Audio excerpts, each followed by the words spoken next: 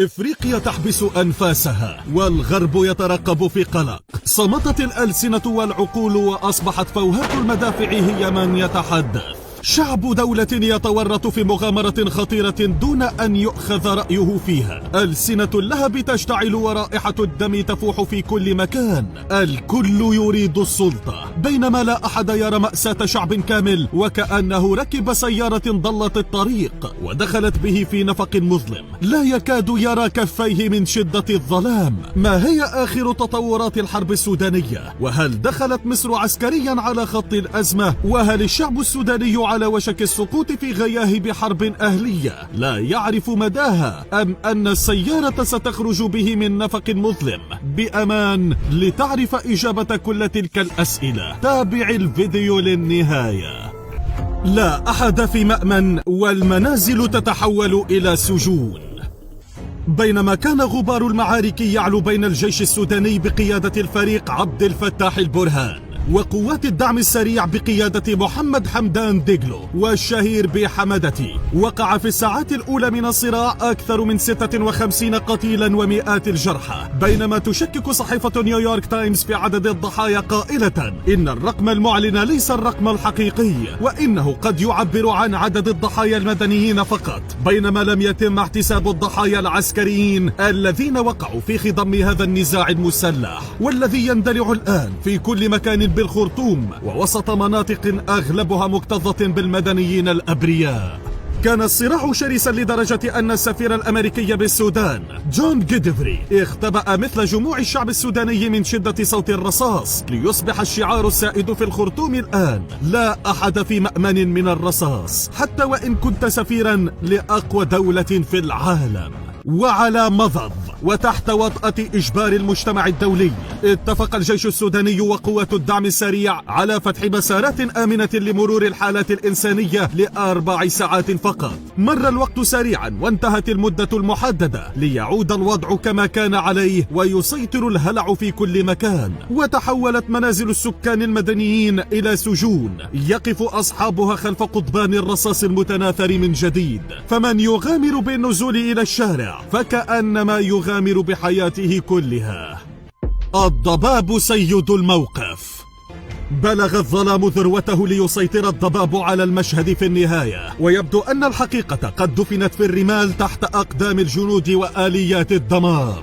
ففي الوقت الذي أعلن فيه حمدتي وقوات الدعم السريع سقوط محيط القصر الجمهوري ومطار الخرطوم الهام في أيديهم، أعلن البرهان والجيش السوداني سيطرتهما الكاملة على محيط القصر ومطار العاصمة، لتوجه قوات حمدتي بعد ذلك رصاصة أخرى نحو صدر الجيش وتعلن عن أنباء كارثية إن صحت، وتقول إنها سيطرت على أغلب المواقع الاستراتيجية الهامة في البلاد، مثل القيادة العامة للقوات المسلحة والملاحة الجوية لكل السودان والقاعدة الجوية بجبل الأولياء ومعسكر سوبا الذي يضم أكثر من 60 دبابة والكثير من الأسلحة والمعدات العسكرية ومقر الهيئة العامة للإذاعة والتلفزيون.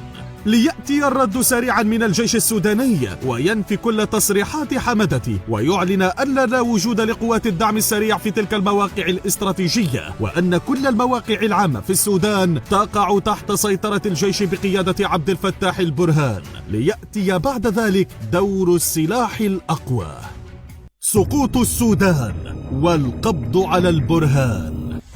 لم تنتهي الحرب النفسية بين الطرفين عند هذا الحد، وحاول حمدتي زلزلة الأرض تحت أقدام خصمه والإجهاز عليه بالضربة القاضية. فقوات الدعم السريع أعلنت عن انشقاق العديد من كبار ضباط الجيش السوداني وانضمامهم لهم، وعلى رأسهم المفتش العام للقوات المسلحة الفريق الدكتور مبارك كوتي كاماتور. كما أعلنوا أنهم أسروا واحتجزوا 42 قناصا بأسلحتهم والذين كانوا ضمن القوات التي تقاتل بجانب البرهان والجيش السوداني.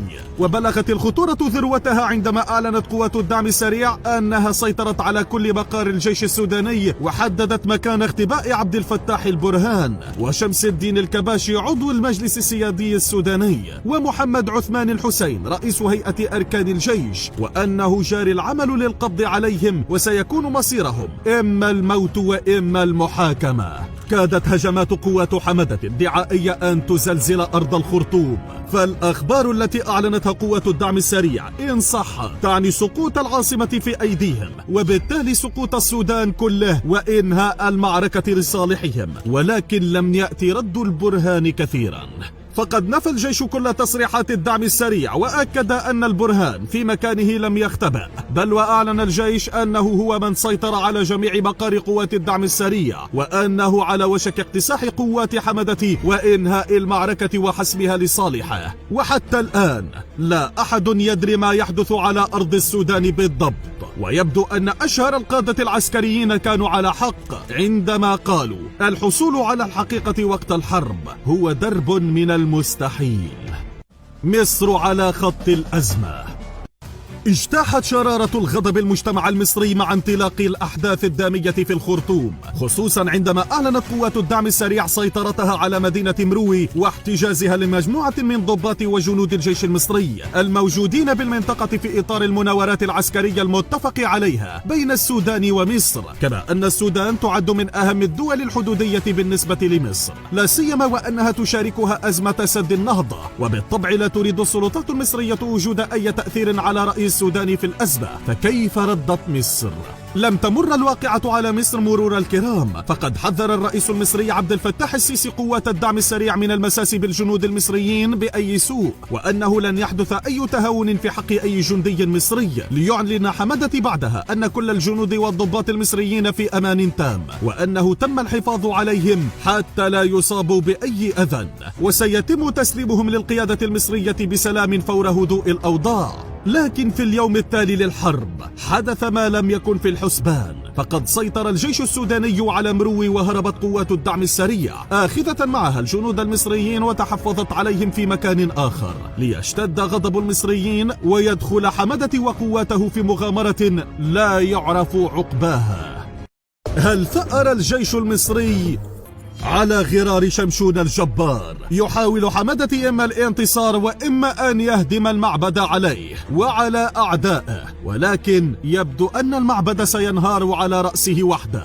فوسط تفاقم الأزمة فوجئت قوات الدعم السريع بطائرات حربية أجنبية تمطرهم بقوة وشراسة بالرصاص من سماء مدينة بورتو سودان. لم يتم تحديد جنسية تلك الطائرات، ولكن اتجهت أغلب الأصابع للإشارة إلى مصر، واصفين الأمر بأن الجيش المصري يثأر لجنوده المحتجزين ولن يهدئ حتى يحررهم جميعا من قبضة قوات الدعم السريع وبدون شروط مهما كان الثمن. فيما ذهب آخرون للقول بأن تلك الطائرات تتبع سلاح الجو السوداني، والذي يحاول الجيش عن طريقه حسم المعركة لصالحه. فقوات حمدة لا تمتلك طائرات حربية، وفي مثل تلك الظروف تصبح معارك السماء هي الكرت الرابح في حسم الحرب.